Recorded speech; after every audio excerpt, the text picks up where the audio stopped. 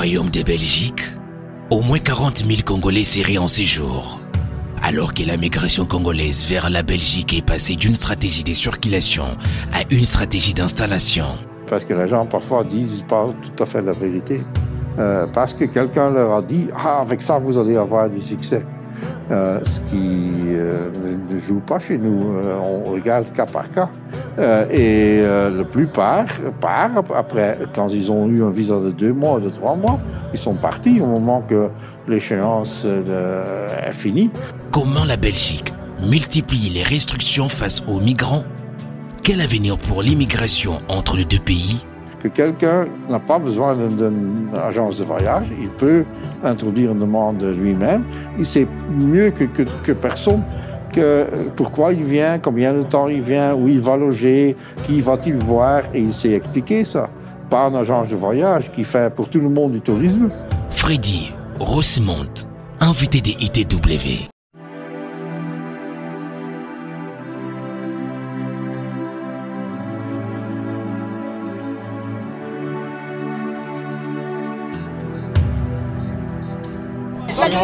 I'm very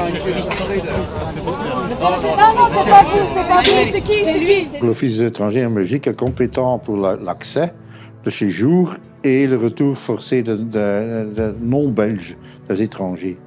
Donc, dans le cadre des procédures d'asile, on fait l'enregistrement, le début. On fait la convention de Dublin, ça veut dire déterminer quel pays de l'Union est compétent pour traiter les demandes. Et à la fin, au moment que la décision a été prise, décision prise par une instance indépendante, le commissariat pour réfugiés et apatrides, à ce moment, l'Office intervient pour ou donner un titre de séjour à quelqu'un ou de le faire éloigner du territoire, non seulement belge, mais aussi Schengen. La frustration augmente au fur et à mesure des jours.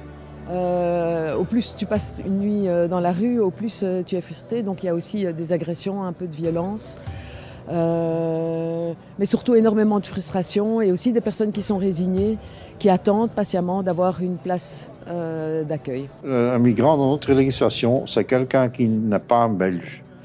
Donc vous avez toutes sortes de migrants temporaires, des migrants pour le travail, pour les études, des migrants qui sont venus dans le cadre du regroupement familial. Tout ça existe, mais finalement, ce sont des procédures. Le migrant, c'est un non-belge. Je leur ai expliqué que ma femme est ukrainienne, mais elle ne peut pas venir parce qu'elle est calée, elle est sur la ligne de front. Et les routes sont barrées, les routes sont coupées, pas venir.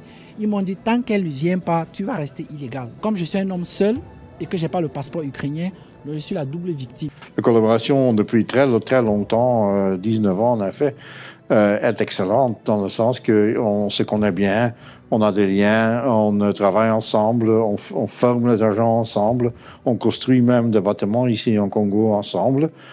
Donc c'est vraiment un atout qu'on a de travailler avec nos collègues congolaises. Et c'est dans la migration quelque chose de très important parce que migration, ça veut dire des gens qui bougent, des gens qui sont mobiles. Tu ne sais jamais faire ça tout seul. La Belgique n'est certainement pas contre les gens du Congo, au contraire. Beaucoup de Belges sont d'origine congolaise. On est membre de la famille ici, on est membre des connaissances, des collègues de business, des affaires. Donc, c'est absolument pas le cas. Le fait est que, naturellement, on demande de visa. C'est une application d'une réglementation européenne, le Schengen Code pour le visa.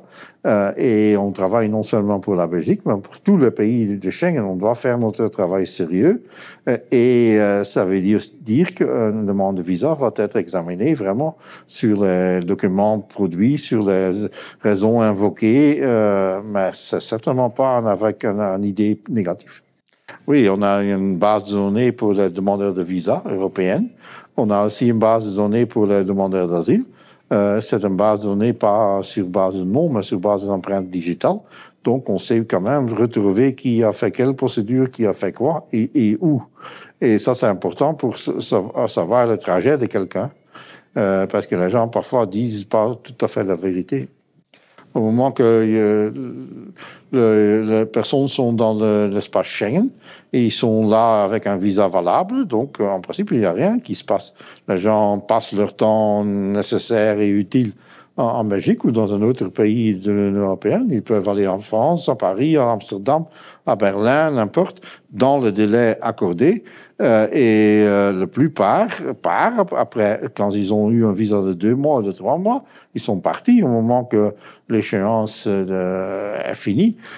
Ce sont seulement ceux qui introduisent d'autres procédures après, et le plus courant là est la procédure d'asile, procédure de protection internationale. À ce moment, on va vérifier d'où viennent les gens, qu'est-ce qu'ils ont déclaré auparavant, qu'est-ce qu'ils déclarent maintenant, est-ce vrai ce qu'ils proposent, et tout ça est un examen cas par cas.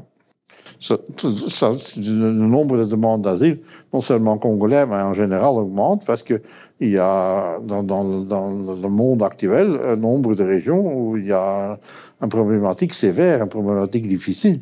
Vous avez la guerre en Gaza, vous avez eu le problème en Afghanistan, la guerre civile en Syrie. Ce sont tous des gens qui, souvent à juste titre, prétendent avoir une protection nécessaire.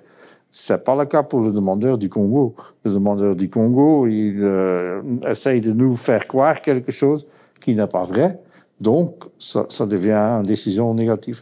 Sur la législation, on a 2 bases. On a la protection subsidiaire, c'est une directive européenne de 2007 qui nous oblige de donner de protection à quelqu'un qui est susceptible d'avoir de violences aveugles. Violence aveugle, ça peut être d'un bombardement, de gens qui sont tellement susceptibles d'avoir des violences parce qu'il y a une guerre là, il y a le terrorisme là, qu'à ce moment, ils ont besoin de protection. Et l'autre, ça c'est beaucoup plus individuel, c'est la Convention de Genève de 51 qui dit que les gens qui sont persécutés par l'État, pas avoir des ennuis avec votre voisin ou avec le propriétaire de votre terrain, c'est par l'État que, à ce moment, pour des raisons politiques, religieuses, appartenance à un groupe social, à ce moment, vous méritez le statut de réfugié. Tout le monde qui a besoin de protection va le recevoir. On ne travaille pas avec le profil, on travaille avec la déclaration et avec la vérité de ces déclarations, parce que souvent les gens disent quelque chose qui n'est pas réel, pas vrai, parce que quelqu'un leur a dit « Ah, avec ça, vous allez avoir du succès ». Ce qui ne joue pas chez nous. On regarde cas par cas. Et personne A peut avoir du succès, personne B avec le même truc, mais qui n'est pas vrai, peut avoir une décision négative. Il n'y a pas d'exception. C'est absolu. Quelqu'un qui est poursuivi va avoir la protection. S'il y a après, au moment qu'ils ont le statut, s'il y a des problèmes d'ordre public graves, à ce moment, on peut demander au commissaire général de retirer le statut parce que les gens ne se comportent pas bien, font un meurtre, font un hold-up, un truc comme ça. Ça s'applique pour beaucoup de pays et beaucoup de gens. L'incertitude, c'est quelque chose qu'on doit maîtriser et qu'on doit faire sûr qu'on utilise les moyens qu'on peut-être on allait dépenser en demande d'asile, argent, temps, énergie, qu'on utilise pour quelque chose de plus positif. Mais ici, en ce moment, comme je disais, on a une augmentation de beaucoup de pays et parce qu'on n'aime pas de faire du travail inutile. Et traiter une demande d'asile abusive, c'est du travail inutile parce que les gens ont quand même pas besoin de protection. Ça existe, les gens doivent l'accepter, c'est avec IOM, avec Caritas, avec un NGO local, mais à ce moment, c'est vraiment cas par cas. Quelqu'un veut devenir chauffeur de taxi, on va lui chercher où acheter un taxi, on va lui chercher un logement, on va lui mettre en contact avec son famille, mais il faut l'accepter. Et ça, c'est la difficulté, parce que beaucoup de gens n'acceptent pas le retour. Donc, ils n'utilisent pas cette offre faite. Notre nouveau programme va viser, d'un côté, à renforcer la résilience des populations les plus vulnérables, notamment à travers les investissements dans les services sociaux de base, tels que la santé et l'éducation, mais aussi à encourager une nouvelle dynamique de croissance à travers un engagement plus fort avec le secteur privé. Pour les 5 prochaines années, l'objectif, c'est justement de réaliser plus de résultats, d'avoir plus d'impact en faveur de la population. Notamment, l'Office des étrangers, c'est un service de migration. On a en Belgique Enabel, c'est le service de développement qui fait beaucoup de projets en Congo, qui est assez actif. Ça, c'est une discussion qui dépasse la procédure d'asile. C'est le bien-être des gens, c'est le développement économique, c'est le développement du commerce. Tout ça est nécessaire, je pense. Mais ça, un service d'asile ne va pas pouvoir faire. Actuellement, on bénéficie, quand le nombre de demandes d'asile diminue, tous les deux bénéficient. Notre bénéfice est moins de travail, moins de demandeurs, et c'est l'image du Congo qui va augmenter. Parce que si tu descends du 6e de la liste au 16e ou au 26e, c'est tout à fait une autre situation. Notamment les agences de voyage, ils font ça parce que ça leur rapporte. Au moment qu'ils n'ont plus de clients, ça ne va pas leur rapporter. Donc, il faut commencer à la base et faire sûr que les agences de voyage ne font pas comme ils font maintenant, et c'est dégueulasse, de bloquer toute la place et empêcher un demandeur individuel de faire une demande. Mais au moment que le demandeur individuel, à ce moment, a le courage de dire « moi, je vais faire ça moi-même, tout seul, avec un rendez-vous que j'ai obtenu », sans agence de voyage, à ce moment, ils vont perdre leur marché. Et beaucoup plus de places vont devenir libres pour le rendez-vous. Donc, on commence à l'origine. L'origine est que quelqu'un n'a pas besoin d'une agence de voyage. Il peut introduire une demande lui-même. Il sait mieux que personne pourquoi il vient, combien de temps il vient, où il va loger, qui va-t-il voir, et il sait expliquer ça. Pas une agence de voyage qui fait pour tout le monde du tourisme, ce qui, en général, est même pas correct, parce que c'est la visite familiale qui est la raison la plus importante pour venir en Belgique. Une migration positive. De plus que les gens utilisent les procédures légaux, de mieux que ça va marcher. Ça va faire ensemble avec une descente du nombre de demandeurs d'asile. L'image du Congo va augmenter d'une façon positive et on va pouvoir installer plus de gens de façon légale en Belgique. En tout cas, pour l'instant, ce n'est pas le cas. Ça, c'est une décision que les politiciens doivent prendre, mais pour l'instant, ce n'est pas le cas. Un réfugié reconnu a plus ou moins les mêmes droits qu'un Belge. Seulement, peu des Congolais sont reconnus. Ça, c'est la grande différence. Ceux qui ont une décision négative dans l'asile, qui ont eu une ordre de quitter le territoire, n'ont plus de droits. Ils doivent quitter le plus vite que possible et ils ne peuvent rien faire d'autre que ça. On en a beaucoup. C'est une partie de notre job, c'est lutter contre ça.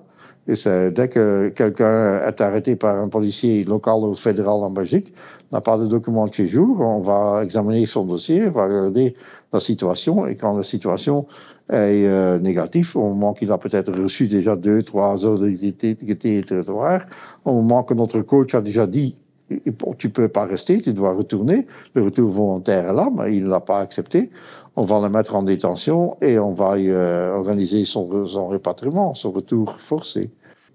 Rien d'autre. Pas travailler, pas éducation, pas santé publique normale, seulement l'aide médicale urgente.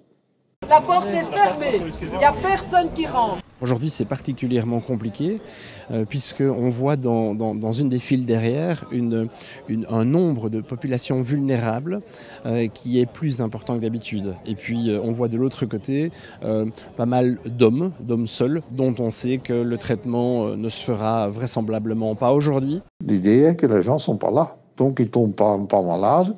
Donc, ils ne vont pas avoir besoin de soins. Mais ceux qui sont sérieusement malades, un pneumonie par exemple, eux vont être soignés. C'est le médecin traitant qui va décider si c'est urgent ou pas. Traiter les êtres humains, c'est complètement autre. Ça, c'est abuser les gens pour y gagner de l'argent. Mais héberger quelqu'un pour quelques jours, quelques semaines, il n'y a aucun suivi négatif, aucun risque. La situation en Belgique est déjà pas triste, elle est déjà pas facile. Si on a des migrants en plus, c'est vrai que ça peut apporter plus de problèmes. Mais de là à dire qu'ils vont prendre tout le boulot des Belges, je dirais peut-être pas, mais bon.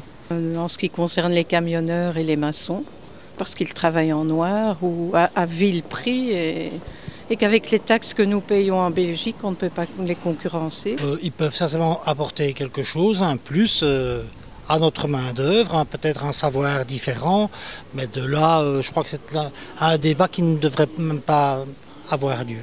Quand ces gens travaillent, c'est sans contribuer à la sécurité sociale.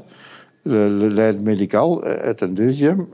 Pour les demandeurs d'asile, la réception d'un demandeur d'asile, le centre d'accueil, tout ça coûte financièrement, mais aussi, et ça c'est plutôt politique, c'est que le gouvernement veut donner l'image qu'il maîtrise des choses, que c'est le gouvernement et la législation en charge, qu'on ne subit pas. Et ça c'est seulement avec une migration contrôlée possible. On a besoin de main-d'œuvre apte pour le job et choisie par nous. Pas quelqu'un qui arrive et dit « moi je vais faire ça ». Non, on va d'abord voir « ah, on a besoin de maçons, vous êtes maçon, vous pouvez faire ça ». Ah, viens, que signe un contrat de travail, ce firme-là a besoin de 5 maçons ou de 10 maçons et commence à travailler là. L'approche est différente. L'approche est d'abord vérifier si les gens sont capables, s'ils sont prêts à le faire, et après les inviter. Et ne pas venir et dire « je suis là ». Je veux quelque chose. Depuis le 1er mai, la Belgique a mis en place de nouvelles règles pour l'immigration des travailleurs étrangers, visant à simplifier le processus tout en répondant aux besoins du marché du travail. On délivre plusieurs milliers de permis de travail par an, one on one, un par un. Ça dépend du nombre de travailleurs qu'on a besoin. Peut-être dans le futur, ça va être difficile de faire le one-on-one. Mais ça, c'est le gouvernement, de nouvelle formation du gouvernement flamand, va devoir décider sur ça, comment ils prennent la migration pour le travail et le travail par le non-belge. Je pense pas qu'on peut parler d'une crise. Je pense que un nombre des États Schengen ont un peu le même esprit que je venais d'expliquer, c'est que le service et les autorités veulent être en contrôle. Et plus que maintenant, parce que maintenant, il y a une augmentation des demandeurs d'asile aux Pays-Bas, en France, en Italie, en Espagne. Donc, il y a un nouveau pacte de migration qui va arriver en juin 26, qui va quand même pour beaucoup de choses faire une différence. Ça, c'est les Européens, par la législation, ont d'autres possibilités que les non-Européens. Ça, c'est tout à fait correct, juridiquement correct, mais ça n'a rien à voir avec couleur du peau ou origine. Le risque d'être envoyé au Rwanda était si faible, moins d'1%. Cela n'a jamais eu d'effet dissuasif. Ils avaient plus de chances de ne jamais se voir envoyer là-bas et de devoir rester ici. Il fallait donc payer l'hébergement pour une très très longue période. Cela a eu l'effet complètement inverse. Je ne suis pas prêt à continuer avec ce genre d'astuce. Le nouveau gouvernement britannique a annulé l'accord avec le Rwanda en disant c'est pas faisable, c'est pas bien et c'est pas faisable. Donc le gouvernement belge n'est absolument pas pour une procédure comme ça. C'est pas la solution n'est pas de mettre les gens quelque part dans un autre pays où ils n'ont pas de contact, où ils n'ont pas de racines. On préfère de retourner les gens dans leur pays natal. Ce qui me met mal à l'aise, c'est que les gens croient quelque chose ou quelqu'un qui n'est pas correct et que ceux qui le rencontrent savent que c'est pas correct. Ça, c'est pour moi un abus fondamental. Si moi, je vous dis, vous allez gagner le loto demain ou la semaine prochaine, les chances sont extrêmement minimes. Ils sont nuls, je pense. Mais moi, je sais ça, que vous pouvez pas gagner. Donc, pourquoi le faire? Pourquoi conseiller de quelqu'un de participer? Et ça, c'est un peu ce qui se passe. Les gens doivent dépenser de l'argent pour les trafiquants, pour les agences de voyage, plusieurs centaines de dollars. Ça vend très bien, les agences de voyage savent que ça ne peut pas apporter. Peut-être pour le visa, Peut-être, mais certainement pas pour la demande d'asile. Je pense que personne pense qu'ils savent tous. On a des spécialistes dans les événements, on a des spécialistes dans les déclarations, on a des spécialistes dans les integratoires. Donc, entièrement en erreur est toujours humain, mais il y a très très peu, pour ne pas dire même pas. On tombe sur beaucoup de coups, en effet. L'infiltration, c'est pour la lutte contre la traite des êtres humains. Ça, c'est du travail de police et de la justice. Si c'est nécessaire, pourquoi pas. On a quelqu'un ici qui travaille journalièrement avec le DGM, qui échange d'informations. On a formé déjà des gens du DGM dans l'aéroport, pas seulement pour l'entrée, mais aussi pour la sortie. Quand quelqu'un veut sortir avec des faux documents, que les agents du DGM et la compagnie aérienne le rattrapent et ne le pas laissent monter parce que le document est clairement un faux. Tout ça, ça aide. Ça va pas être la solution complète, mais ça aide. Parce qu'on contrôle aussi le risque de migration illégale. La police fédérale qui travaille pour nous contrôle avec les documents aussi le risque d'immigration légale qu'un nombre d'autres aéroports européens ne font pas. Là, c'est un travail à la chaîne. On prend le temps, on examine, et pour ça, parfois, des gens sont détectés là-bas. Quelqu'un qui arrive ici en Congo sans les documents utiles et nécessaires, il faut aussi agir. Le Congo doit ne pas devenir le paradis pour les sans-papiers de d'autres pays. Tout le monde a son législation et je pense que tout le monde est fier de le faire respecter. J'entends dans beaucoup d'autres pays africains, mais surtout c'est dans le cadre de l'ECOWAS, qu'ils ont quand même pas mal de gens, Guinée, Sénégal, Côte d'Ivoire, qui se baladent partout, qui ne sont pas en règle de séjour dans le pays où ils se retrouvent. Donc, du côté africain, il y a encore du travail à faire.